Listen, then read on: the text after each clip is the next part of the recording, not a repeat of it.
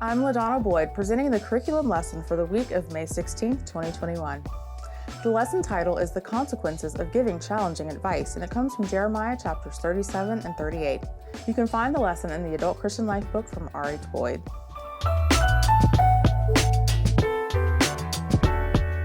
This lesson is a foreshadowing of the destruction of Judah.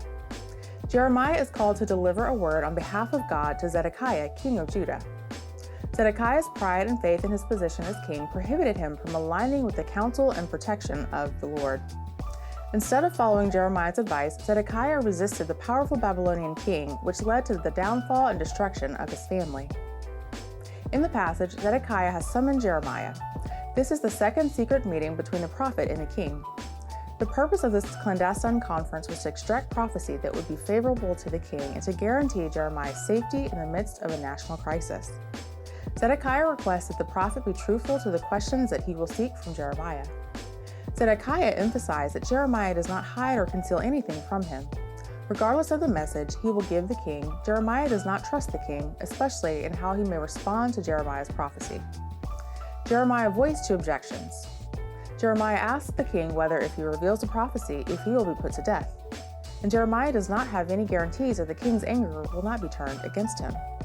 Consequently, Jeremiah says that whatever advice he gives Zedekiah will be wasted because the king would not heed the counsel or listen to the prophet's words at all. Jeremiah assured Zedekiah that if he followed the Lord's advice, the king's household would be saved. However, if the king refuted or ignored the prophecy's direction and did not surrender his forces, the Babylonian king and his army would destroy the city and burn it down. As Jeremiah insisted, the entire royal household, including the king, the wives, children, and servants, would suffer the most horrendous death at the hands of the unscrupulous invaders.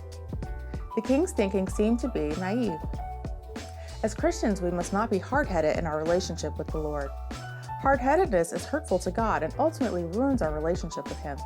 As believers, we must listen and obey God's word, even as it may be communicated through a prophet. This week, share the news that obedience is what God desires. Obedience is better than any sacrifice that we can give to the Lord.